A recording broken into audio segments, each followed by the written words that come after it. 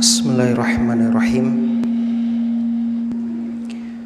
Assalamualaikum warahmatullahi wabarakatuh.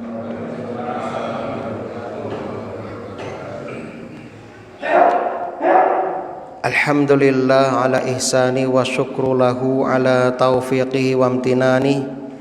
Asyhadu an la ilaha illallah wahdahu la syarika la ta'ziman li sya'ni. Wa asyhadu anna Muhammadan abduhu wa rasuluhu ad-da'i ila ridwani. Allahumma salli wa sallim ala nabiyyina Muhammad wa ala alihi wa ashabihi wa ikhwani. Kaum muslimin dan muslimah jamaah salat maghrib yang mudah-mudahan senantiasa dirahmati oleh Allah di dunia hingga di akhirat. Alhamdulillah alladzi bi ni'matihi tatimmus sholihat. Segala puji bagi Allah yang dengan nikmatnya niat-niat solih hamba dapat terlaksana. Kita bersyukur kepada Allah di malam hari ini. Allah masih memberikan kemudahan, kesempatan kepada kita untuk menambah pundi-pundi amal soleh kita, dengan harapan mudah-mudahan amal soleh kita semuanya diterima oleh Allah Subhanahu wa ta'ala, dan semoga pertemuan kita di malam hari ini akan menjadi saksi yang akan membela kita di hadapan Allah Subhanahu wa ta'ala. Rabbana taqabbal minna innaka antas samiul alim. Allahumma anfa'na bima 'allamtana wa 'allimna ma yanfa'una wa zidna ilman. Salawat dan salam mudah-mudahan senantiasa tercurah limpahkan kepada Nabi kita Muhammad sallallahu alaihi wasallam, kepada keluarga dan juga para sahabatnya radhiyallahu anhum ajma'in. Allahumma salli wa sallim ala nabiyyina Muhammad wa ala alihi wa ashabihi wa man tabi'ahum bi ihsanin ila yaumiddin. Umat al-Islam, jamaah salat maghrib yang mudah-mudahan senantiasa dirahmati oleh Allah di dunia hingga di akhirat. Alhamdulillah, malam ini kita akan melanjutkan kembali membacakan tafsir surah At-Taubah. Kita memasuki ayat yang ke-75. A'udzubillahi minasyaitonirrajim. Namun sebelumnya kami ingin mengingatkan kembali tentang hubungan munasabah antara ayat 75 dengan ayat sebelumnya. Ayat sebelumnya membahas tentang jihad melawan orang kafir dan orang munafik.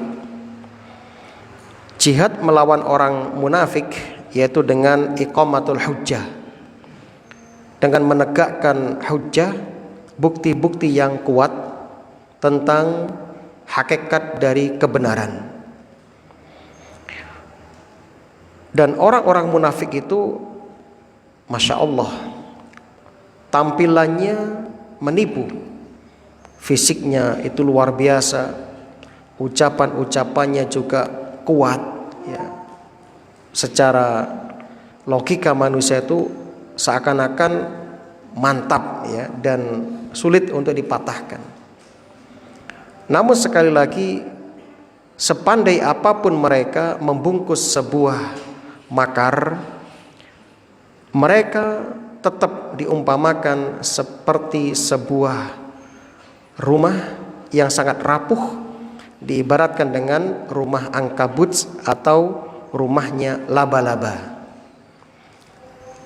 Di balik itu semua tetap adalah kedustaan, kebohongan, sehingga makar-makar mereka ketika dihadapkan dengan dalil-dalil yang kuat, dalil yang sahih, akan mudah terpatahkan.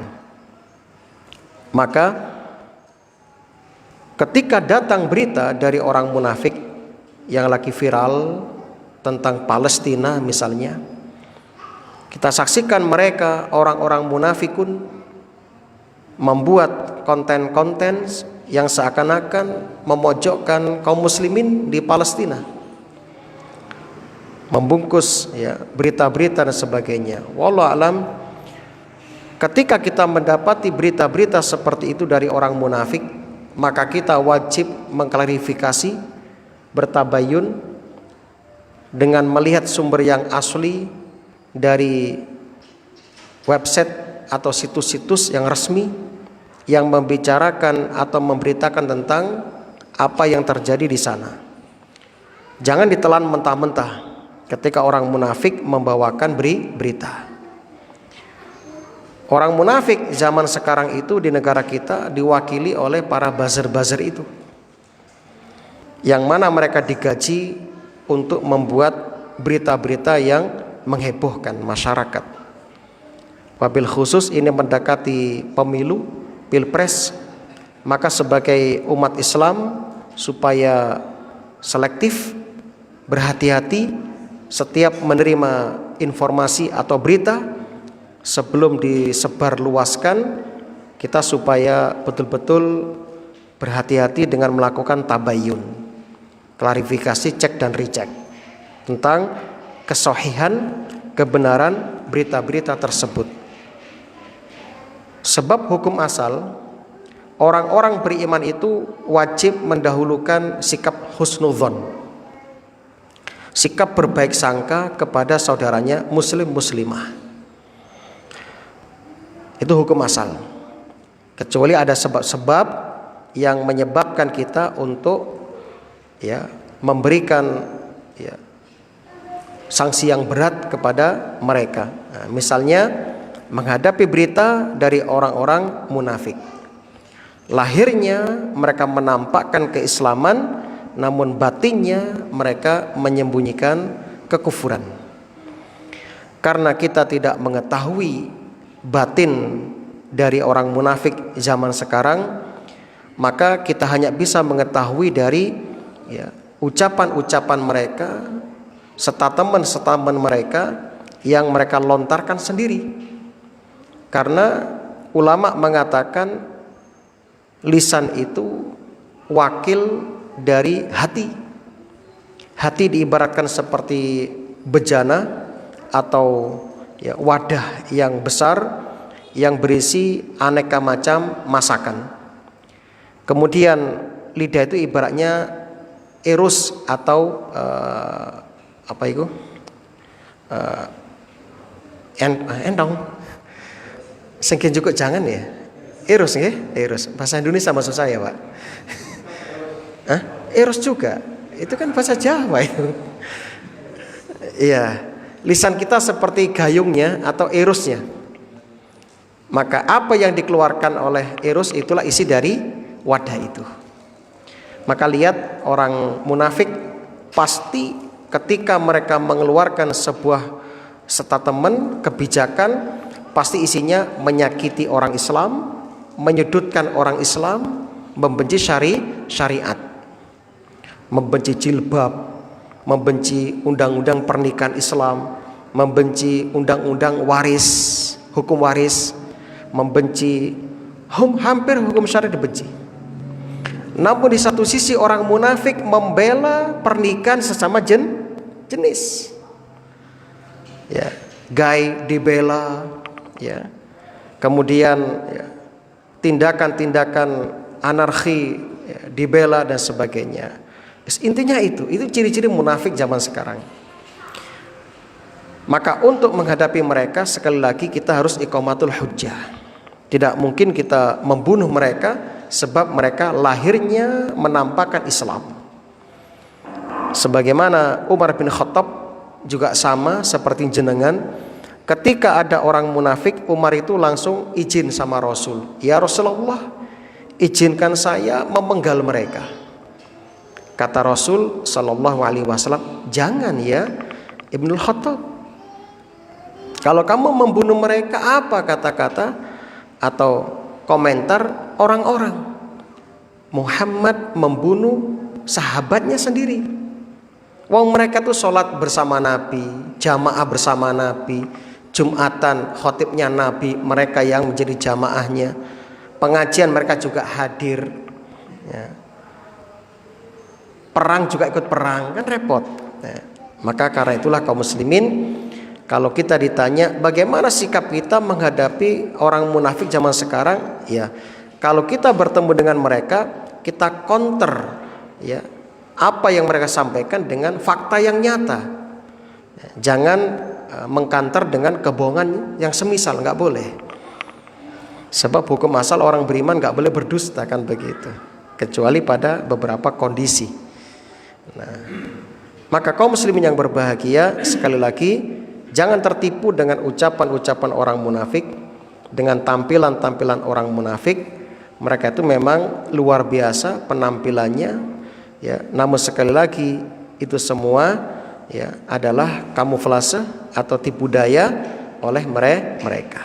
Nah, ayat berikutnya ini masih berkaitan dengan orang munafik. Ya. Kemarin Allah sudah membongkar kedok mereka. Di ayat ini dibongkar lagi kedok mereka, dibuka aib-aib mereka oleh Allah Subhanahu wa Ta'ala. Ya, dibahas lagi oleh Allah Subhanahu wa Ta'ala, semakin memperkuat apa yang Allah Subhanahu wa Ta'ala ya bongkar di awal-awal surat At-Taubah. Surat At-Taubah. Ya, jadi Allah terus menyingkap ya borok-borok orang munafik. Allah terus menyingkap ya isi-isi hati mereka.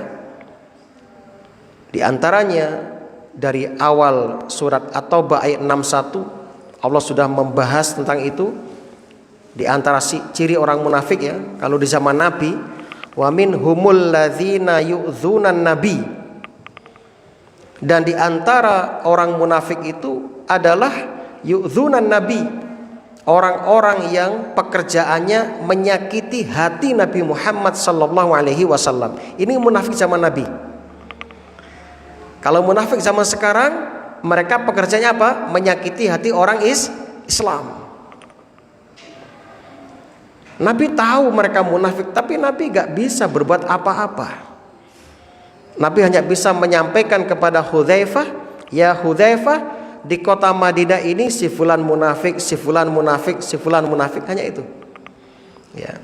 Makanya sahabat melihat Abu Hudzaifah, sahabat Hudzaifah, kalau ada orang meninggal di kota Madinah, Hudzaifah tidak hadir pada proses pemakaman orang itu atau tidak ngelayat, berarti dapat dipastikan orang itu munafik. Itu zaman Nabi enak, Pak. Ada yang tahu.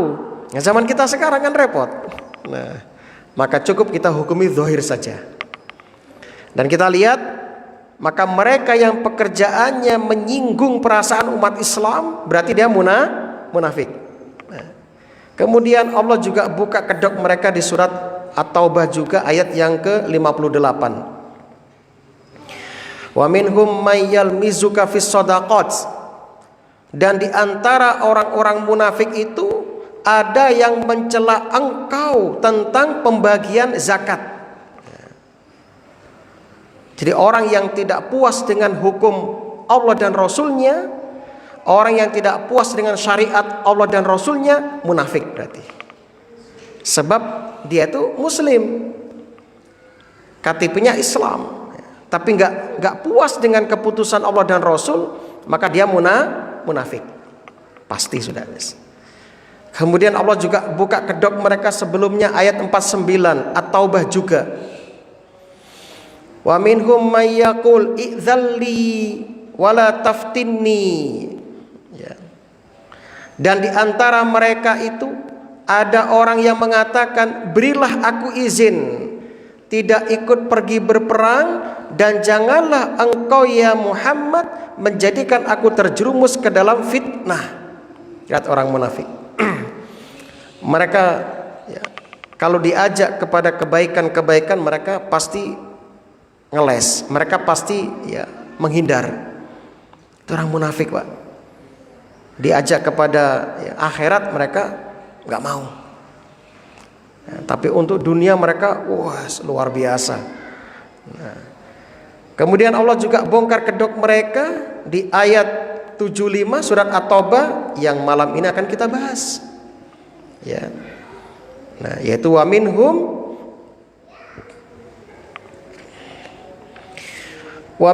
man ahadallaha la in atana min fadlihi lanasaddaqanna wa lanakunanna minas solihin falamma atahum min fadli bakhilu bihi wa tawallaw wa hum mu'ridun fa'aqabahum nifaqan fi qulubihim ila yaumi yalqaunahu bima akhlafullah. Ya. Fa'aqabahum nifaqan fi qulubihim ila yaumi yalqaunahu bima akhlafullaha ma wa'aduhu wa bima kanu yakdzibun. Alam ya'lamu annallaha ya'lamu sirrahum wa najwahum wa annallaha 'allamul ghuyub. Ayat 75 hingga 78 yang artinya wa minhum, dan di antara mereka, yakni di antara orang-orang munafik itu, man ahadallaha, ada orang yang telah berjanji kepada Allah, la in atana min fadlih. Apa janji mereka?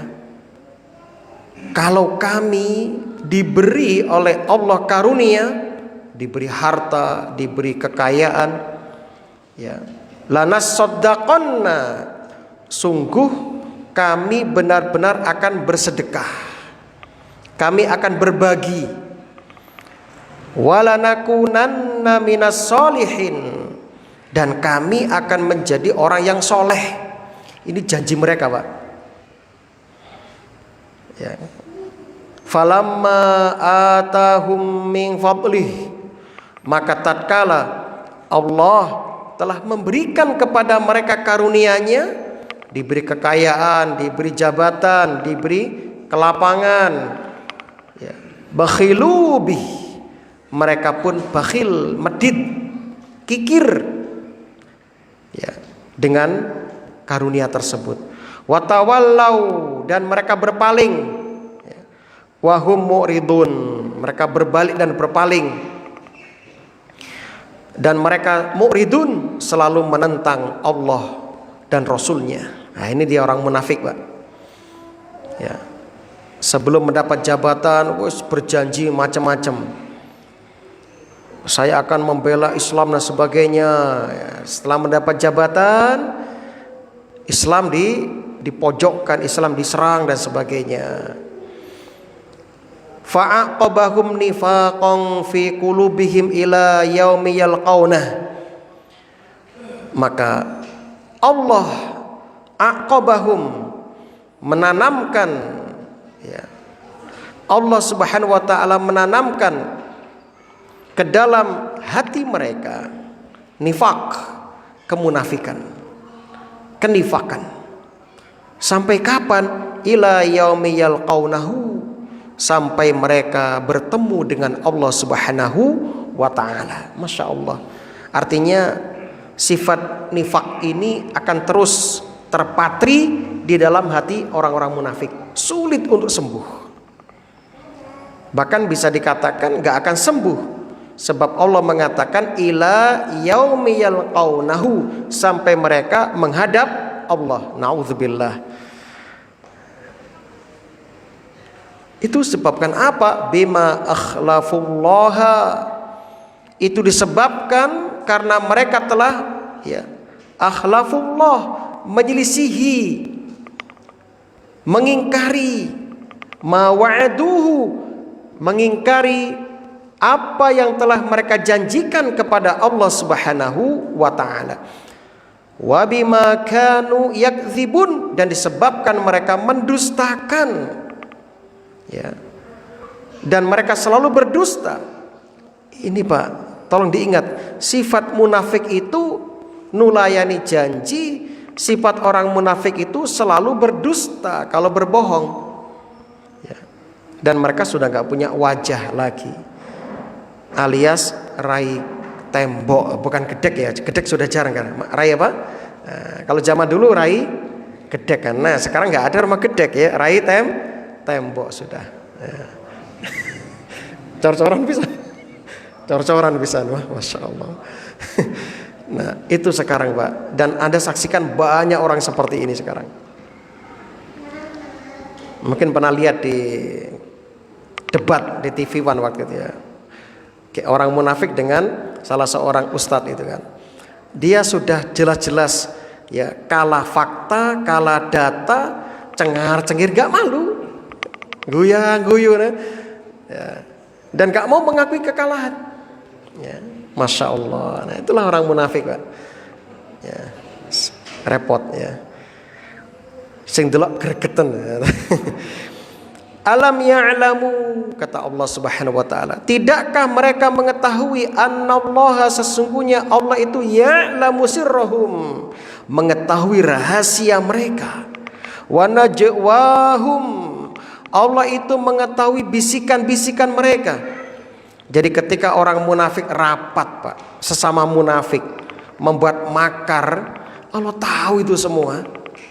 Walaupun di tempat yang rahasia, ya, dengan pengamanan super ketat, Allah tahu itu semua. Dan ini nggak ada di benak orang munafik Pak tentang hal ini, karena mereka nggak iman gitu loh. Wa annallaha 'allamul ghuyub, dan Allah itu mengetahui segala yang gaib. Nah, ini ancaman bagi orang yang beriman, ini ancaman, ya. Sehingga orang yang beriman ketika meyakini Allamul Ghuyub, Allah Maha mengetahui segala yang gaib, dia akan menjadi orang yang waspada, berhati-hati, sebab dia memiliki Tuhan yang Maha mengetahui perkara gaib. Nah, kaum muslimin yang berbahagia, berkaitan dengan ayat ini tersebar di beberapa kitab tafsir tentang asbabun nuzul ayat ini. Namun sayang, 1000 kali sayang, asbabun nuzul yang disebutkan oleh sebagian kitab-kitab tafsir itu sumbernya lemah, sumbernya dhaif, tidak valid, tidak bisa dipertanggungjawabkan. Bahkan ulama telah membantah berita-berita yang berkaitan dengan kisah ini. Jadi kalau Bapak dan Ibu lihat di tafsir-tafsir yang belum ditahqiq ya, belum diteliti itu, yang masih tercampur di dalamnya kisah-kisah Israiliyat dan tercampur di dalamnya hadis-hadis yang dhaif atau yang lemah, banyak ya ulama tafsir membawakan sebab turunnya ayat ini dengan sahabat yang mulia Sa'labah bin Hatib al-Ansari, ya, Sa'labah bin Hatib al-Ansari. Banyak disebutkan tentang itu, ya, tentang Sa'labah bin Hatib al-Ansari. Kaum muslimin rahimani wa rahimakumullah, diceritakan ya, di kitab-kitab tafsir tentang sebab turunnya ayat ini, walaupun tidak memiliki sanad yang sahih alias dhaif, ya, akan saya sebutkan ceritanya. Sa'labah bin Hatib al-Ansari radhiyallahu anhu, diceritakan dalam ya, tafsir-tafsir tersebut, beliau datang kepada Rasulullah sallallahu alaihi wasallam, ya Rasulullah, ud'ullah ayarzuqani malan. Ya Rasulullah, doakan kepada Allah agar Allah memberikan aku rizki, harta yang melimpah. Faqala Rasulullah, waihak ya Sa'labah, celaka engkau ya Sa'labah, qalilun tu'addi syukruh khairun min kasin la tutiquh. Hai Sa'labah, harta yang sedikit namun engkau mampu menunaikan syukurnya itu lebih baik daripada harta yang banyak namun engkau tidak mensyukurinya. Qala summa qala maratan ukhra. Lantas di kesempatan yang lain menurut kisah ini ya, Sa'labah datang lagi.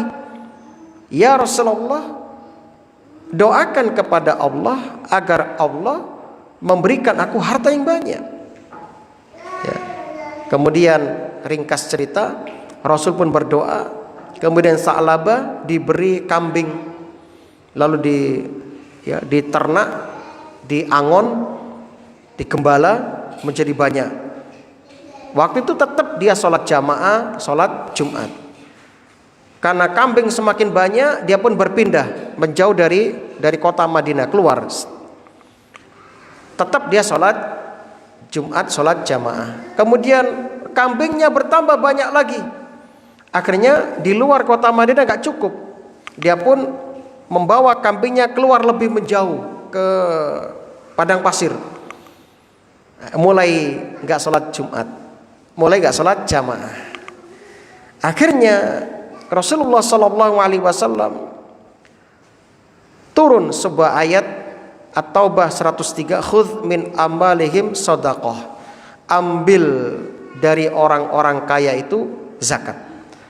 Maka Rasul mengutus utusan dengan diberi surat dari Nabi untuk mengambil zakat-zakat itu, termasuk dari Sa'labah. Namun Sa'labah enggan untuk memberikan zakat.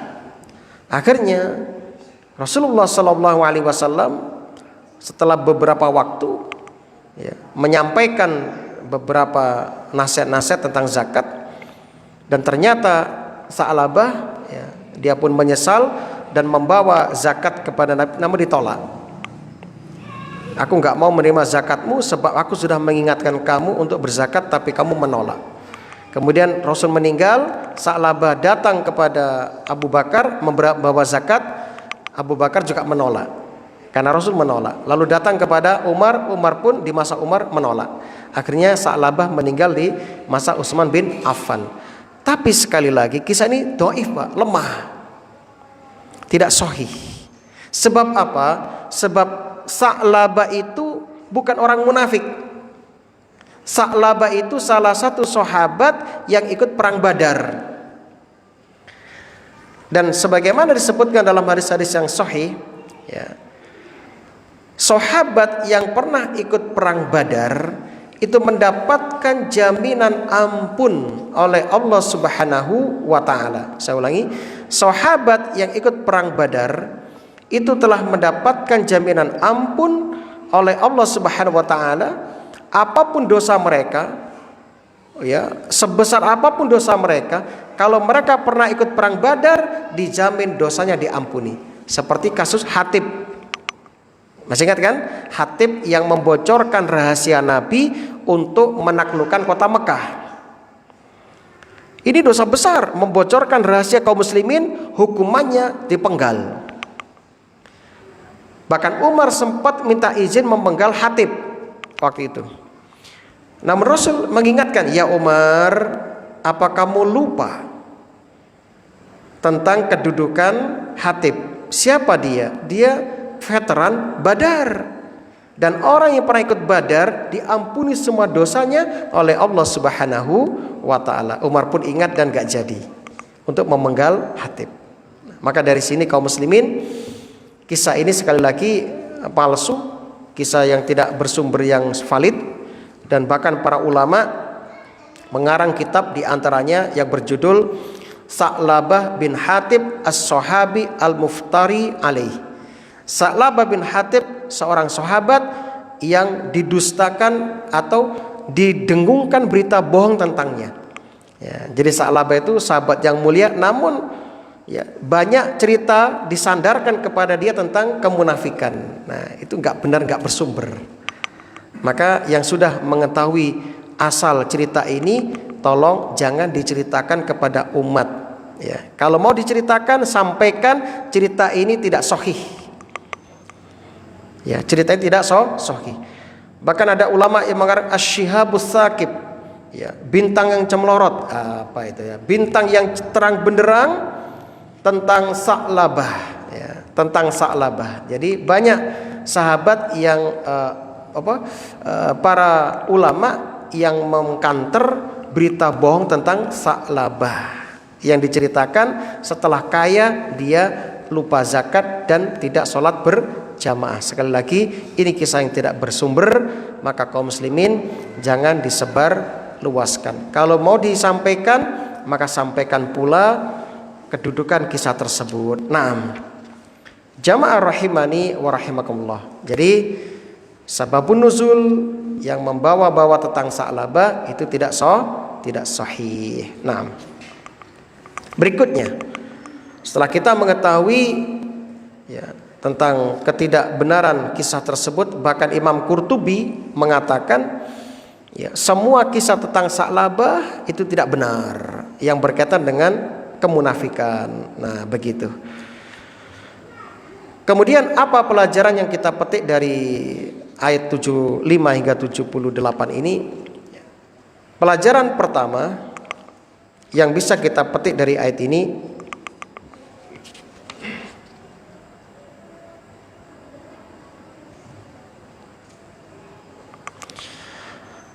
perjanjian dengan Allah itu mengharuskan seseorang untuk memenuhinya. Ya, saya ulangi, perjanjian dengan Allah Subhanahu wa taala itu mengharuskan seorang hamba untuk memenuhinya. Ya. Termasuk kita sudah berjanji dalam rahim, alastu birabbikum, bukankah aku Tuhan kamu? Kemudian kita mengatakan bala, betul. Nah, kita sudah berjanji menjadikan Allah sebagai Tuhan kita satu-satunya. Bahkan kita sudah berjanji mengucapkan 2 kalimat syahadat. Maka kita supaya memenuhi janji tersebut, sampai mati kita menjadikan Allah satu-satunya Rabb kita. Qul inna sholati wa nusuki wa mahyaya wa mamati lillahi rabbil alamin. Jangan seperti orang munafik. Mereka berjanji atas nama Allah, kalau saya diberi kekayaan, diberi rezeki yang melimpah, saya akan berbagi, saya akan bersedekah. Namun ternyata mereka nulayani janji, tidak bersedekah, bahkan pelit dengan harta mereka. Bahkan dia mengatakan walanakunanna minas solihin, dan kami akan menjadi orang yang soleh. Kalau kami diberi kekayaan, diberi harta, kami akan menyambung silaturahmi dengan harta itu. Kami akan berinfak di jalan Allah. Namun ternyata ketika diberi harta mereka berpaling, mereka pelit, bahkan berpaling, bahkan menentang. Na'udzubillah min dzalik. Akibatnya apa?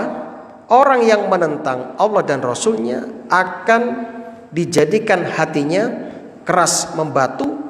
Kalau dia awalnya munafik, maka dijadikan semakin kuat kemunafikannya. Ya, dijadikan semakin kuat kemunafikannya.